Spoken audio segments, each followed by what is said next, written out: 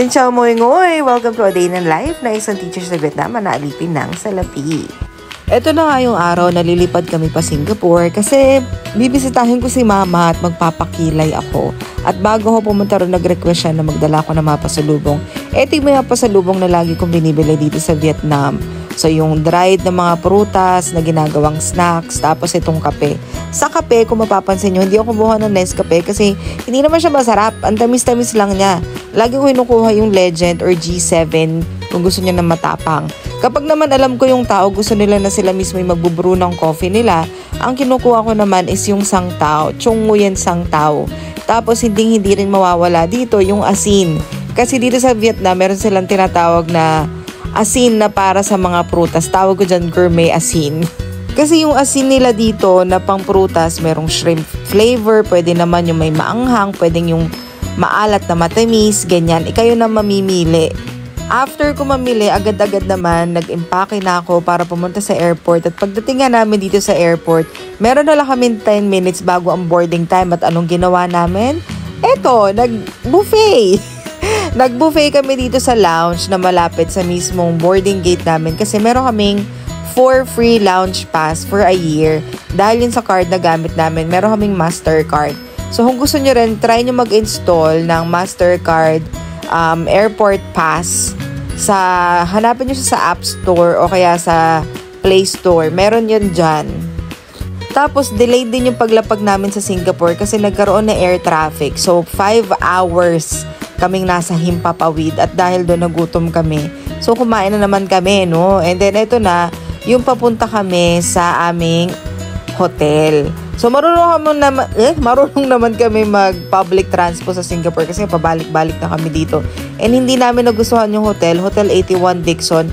Hindi maganda yung location, tapos hindi siya ganun kalinis and may amoy. So lumipat din kami sa Ibis, Ruby, sa Geylang. So ayun lang, sinabi ko lang sa inyo para iwasan nyo. Tapos minita namin si mama sa gabi, nung gabi para mag-dinner nga kasama yung jowa niya. Filipino food yung dinner namin. And syempre, anong pinakamasarap ang ginagawa pag nasa labas? Umiinom. Pumunta kami dito sa Clarke Quay. Para sa mga magdilibo sa Singapore and gusto nyo ng nightlife, punta kayo sa Clarke Quay. So may pinuntahan kami ditong bar, pero di ko alam anong pangalan niya. Pero karamihan ng staff dun sa bar ay mga Filipino. Then the next day, pumunta na kami sa Yakon Kaya Toast. Ito ay nasa Bugis Junction. So, mall yung Bugis Junction. Sa basement yung Kaya Toast. Kasi according din sa pagtatanong-tanong namin, dito may pinakamasarap na Kaya Toast.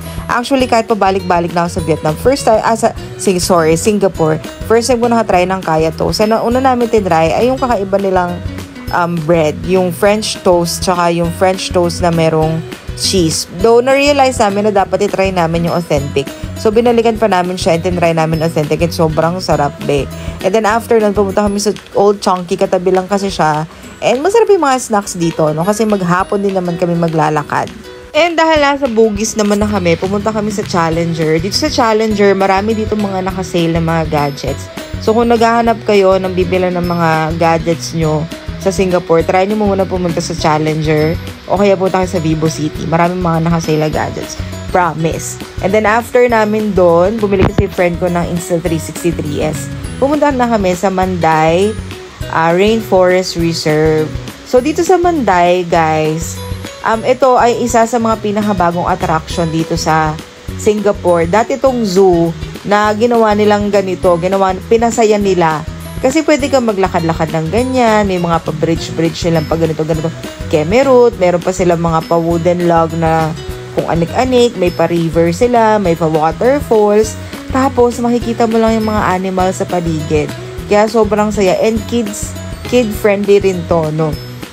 Sobrang daming bata and sobrang dami rin namang mga guides and mga tauhan nung mismong reserve park sa paligid na pwede mo pagtanungan and hindi ka rin naman mawawala kasi meron din silang app kung saan pwede mo tignan kung nasaan ka na, saan ka patungo, ganyan.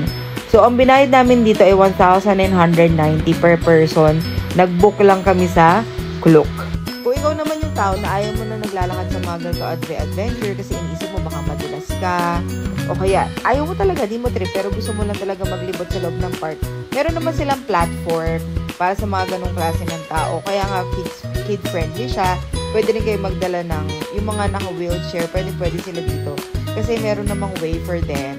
Tapos, meron din sila mga attraction, like, ayun nga, nag-bungee jumping yung friend ko. Ako, hindi ko talaga itatry yung mga yan. Kasi bakit ako magbabayad para sa ikaw, mamatay ko rin. Charis, patay ya, guide! Ayun nga, sabi ko nga sa inyo, habang naglilipot kayo dito at naglalakad-lakad, dami nyo makikita mga hayop.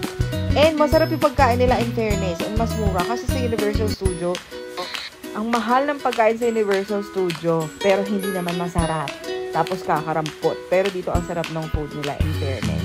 And enjoy na lang namin to, healing our inner child. So nag-ikot-ikot lang kami dito.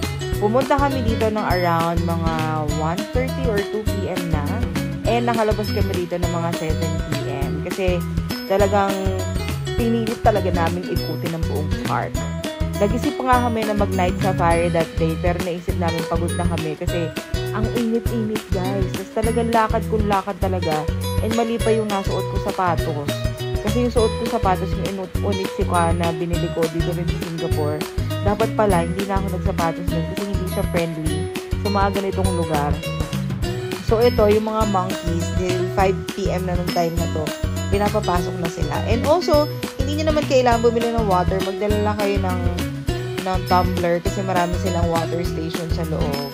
And sobrang ganda talaga and ang healthy ng mga animals. Kung makikita nyo sila and ang ganda ng environment nila. Kung dadalhin nyo dito yung mga anak nyo, mga pamangkin nyo, bongga, and makikita nyo rin dito yung mga senador tsaka yung congressman sa Pilipinas. Meron din silang man-made cave dito na bongga din naman. Then after no, nag-dinner na kami sa Aston sa Center Point Orchard and mura na siya kasi 3 million tas 4 na kami naka-steak tapos unlimited pa yung kanilang salad. Tapos punta kami Mustafa, yun na yun. And then the next day nagpakilay ako, kumain kami sa Lau Pasat. Kung mapupunta kayo ng Singapore, please don't forget na pumunta ng Lau Pasat. Nagbubukas to ng gabi mga around mga 7 or 6 p.m. Monday to Sunday naman siya. And then, anong oras na to nagsasara? Mga 2 a.m. na to nagsasara. Sobrang sulit, guys. Yan, kanin nila yan. Malagkit yung kanin para nga naman hindi ka na mahirapan kainin. Set na yung binili namin. Tapos the next day ulit, bumalik kami sa Kaya Toast. Kasi gusto namin nga matry yung authentic na Kaya Toast. And sobrang worth it. And then after nun, bumili kami na tong Hong Kong style na egg pie. Actually, ako gusto ko siya kasi di siya matamis. Pero sabi ng friend ko, mas gusto daw niya akong sweeter ng a little bit. Pero ako, okay na siya sa akin. Then, pumunta kami sa Arab Street or sa Haji Lane din. Nagdaan din kami. Dito kami kumain no kunafi. Yung pinost ko nung nakaraan na napamura ako kasi nasira yung video. Ito, yung kunafi. Sobrang sarap na to. Ito yung nando sa chocolate. Yung nasa loob ng chocolate na Dubai chocolate na sumisikat ngayon. Sobrang sarap niya, be. Then, pumunta lang kami sa Chimes. Minit namin si Mama for dinner. Ito na rin yung last namin sa Singapore. So, nagbasa kami pa Malaysia.